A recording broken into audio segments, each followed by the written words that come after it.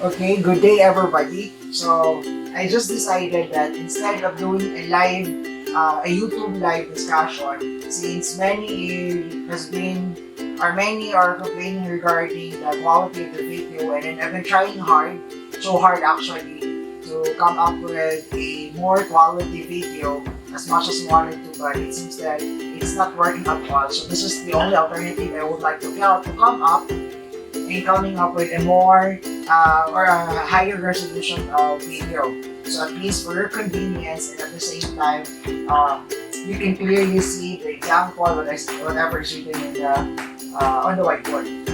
Okay, but anyway, so much for introduction. What we're going to have, or for this day's discussion, is about interest. Now, we did already in the past, we talked about what we call this one. We started with interest and then followed with application of interest. So this time, let's move to the next topic, which is about interests. Still in relation to percent, but this time we're going to carry it over into interests. So basically, when we talk about interests, let me just give you first the definition. By the way, there are two types of interest. We have the compound interest and the simple interest. Pretty sure you have heard it already, but just to recall that one, there are two types of interest where we can compute. We have the simple interest and then the compound interest. Now let's start with simple interest. Simple interest is only calculated on the original principal amount and is paid at the end of the loan period. Okay? And interest at the same time is the fee or rent the lenders charge to the borrowers for temporarily using the borrowed money. The amount borrowed is called principal. Okay. So here are the fees. First, we have interest, and then we have the principal. Okay, so like I mentioned, interest is the amount money added to whatever is borrowed, which will be given or imposed to the borrowed money by the end of the duration or by the end of the period. Okay, so period refers to the duration of the money invested or borrowed. Okay, for example, 2 months, 3 months, 1 year, 5 years, that depends upon that's our term or period. Now, of course, there is what we call interest rate. Interest rate, okay?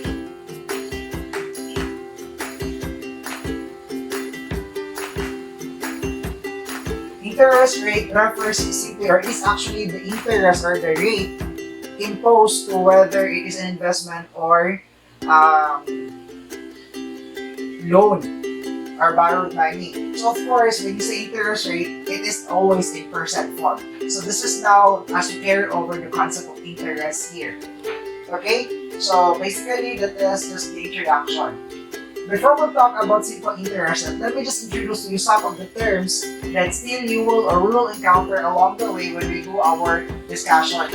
There are terms actually that is involved when we do a computation for our simple interest. Of course, we have actually I, which is of interest equivalent to capital I. We also have the P for the principal amount, and then we have R. This is for the annual.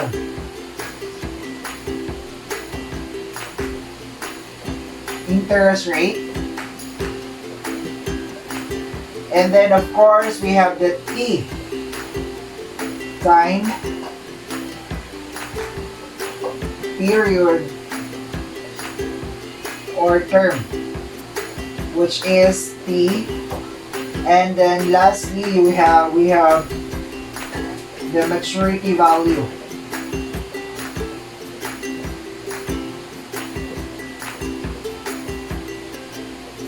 which is in this entire discussion, these are when we refer to capital I, it refers to the interests. Okay, and then we have P, that's for the principal amount, that's the borrowed money or the money invested. And then small r refers to the annual interest rate. Annual because specifically we're about to discuss simple interest. Later on, there might be a little changes with the variable because of the different computation of interest already as we move to compound interest. So for the meantime, R here is simply the annual interest rate. Of course, we have T, that's the time period or the term of the loan or investment. And lastly, maturity value, this capital F, refers to the amount you're going to return all in all plus interest, that is if it's borrowed, and then the amount you will get if it's investment, together with the principal and interest. This is the maturity value. So I hope we get to know all this term or variable in our computation of interest. So just to recap, we have capital I, which is for the interests, P for the principal or principal amount, interest rate, that's small r, equivalent to the annual interest rate. We have T, which is the time period or the term of your investment or loan, and maturity value, that's for capital F, which is the money returned to you or the money you will get out of your investment or out of the money borrowed. Okay, but before we'll do the actual computation of interest, let me just walk you through first determining the time period. Yes, you heard it right. We have to determine the time period. Now, what's the point of determining time period? This is just to let you know or to walk you through that in the discussion or computation, there are two times. You notice there is letter T here. Okay, that's the term. Actually, term is identified in two ways. First, there is what we call, when we talk about loan, for example, we have actually the loan date. That's the money you borrowed. Okay, that's the time you borrowed the money. And then, you have also the due date. That's the last day you're going to, before you're paying the whole duration or the whole amount. But, of course, we have to understand that duration or time period actually varies. There are two types of time that we have to consider. There is what we call approximate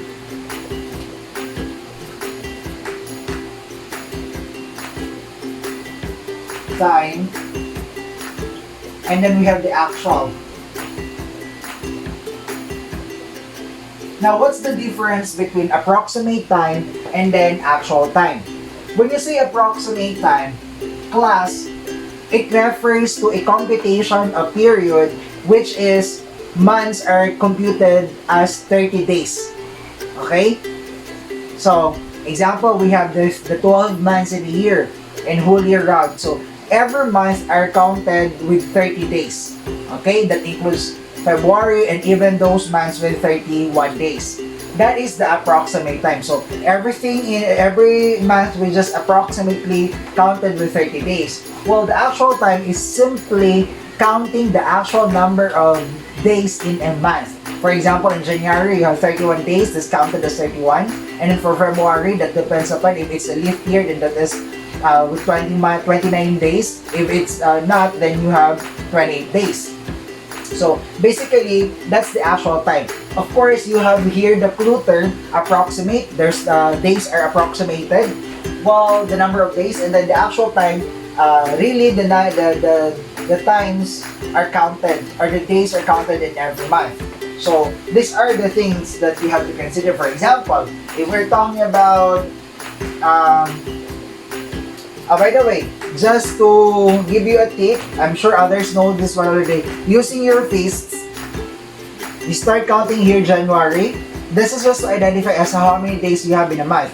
January, in between the knuckle, in between them, that's considered as numbers with 30 days. Except for February, because February happens to have either 28 or 29. 29 if it's leap year, if it's not, then it is only 28 days. So January, meaning to say, if it happens that there you are on the bone, that means to say 31 days. And then in between the two bones, then that is 30 days except February. So January, February, March, April, May, June, July, August, September, October, November, December. So all the months that is on the bone, meaning to say they are the months with 31 days. All the months that is in between bones, they are considered with months with 30 days, except for February. So all in all, you notice January, February, March, April, May, June, July, August, September, October, November, December, January, December. So all in all, you have how many months with 31 days? We have January, March, May, I can call it, just remember, just always take note that whenever the month is on the bone, then that is 31 days. Sorry, I'm poor in counting. Okay, so anyway, let's try to have some exercises for identifying the number of days. Okay, so we have approximate time and then the actual time. Let's say, for example, this problem here. Example, okay, we will find the actual time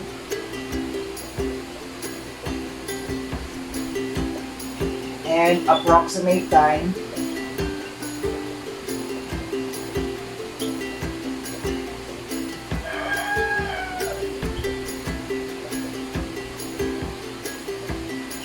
from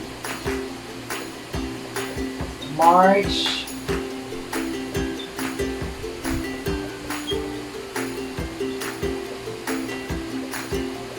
to September 10,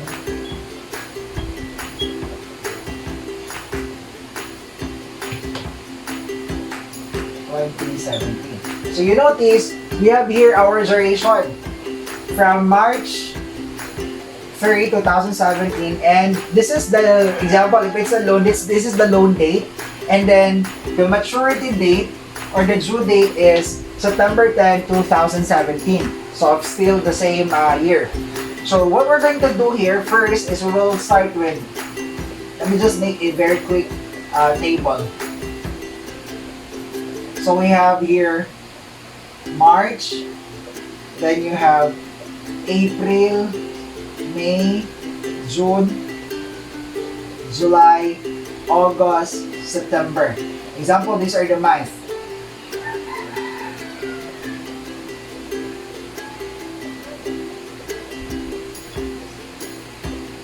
Okay. And then let's say the first column is for the actual month, and then the second column is the approximate. So under the approximate, that's the starting period here. Okay, for the approximate period, remember March started with March 3. So technically you will have now, under approximate, it's going to be 30 minus 3, which will give you 27. Okay, that is so because the loan date is actually March 3. So excluding the 3 days. Now, the rest of the other months, April, May, June, July, August, they are considered as 30 days. Remember, because under approximation or approximate time, months are considered with 30 days approximately. And then for the last month, which is September, that's going to be 30, we count it, that's 10 days. Okay, so that's how we identify the actual time. So this is 1, 2, 3, 4, 5, 15, 150, 60, 70, 60 plus this 20. So all in all here, this is going to be 187 days. So meaning to say, if you look counted the number of days for under approximate time, we are talking about 187 days under approximate time. But on the actual time, let's look at the actual time. Of course, the same computation, you have 30 minus 3, which is 27. This is for, or sorry, it should be not 30 but rather 31. Okay, remember, January, February, March. March is actually in the bone, so that means to say 31 days. So this must be 31 minus 3, which should be 28. Okay, and then for April, January, February, March, April is in between both, so that's 30. And then May is again 31 days. June is 30. July is 31. And then when you go back sa accounting, you start again here. August is also 31. And then 10 days for September. So, if you look at this one, counting this all in all, it's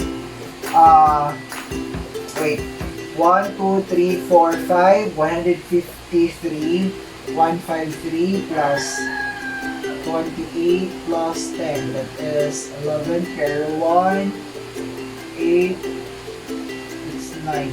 So we're talking about 191 days. So you notice there is really a difference here. Okay?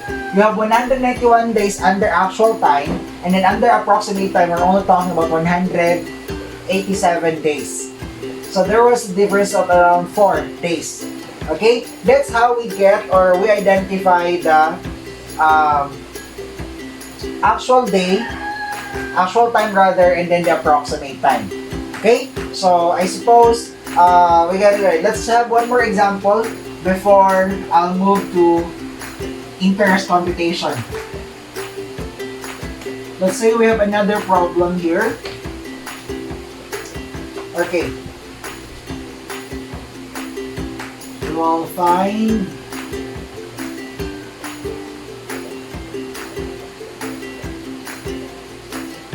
the actual and approximate time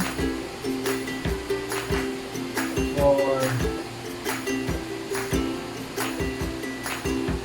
rather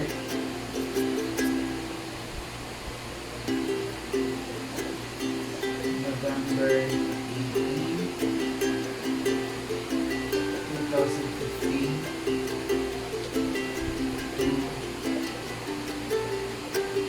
May 9, 2016. Okay, now this is our problem. We have find the actual and the approximate time from November 18, 2015 and then to May 9, 2016. So there was actually a move of year from 2015 to 2016. So let us start November, December, January, February, March, April, then you have May. Actual time, and then the approximate. Okay, approximate time. Let me just make a quick table.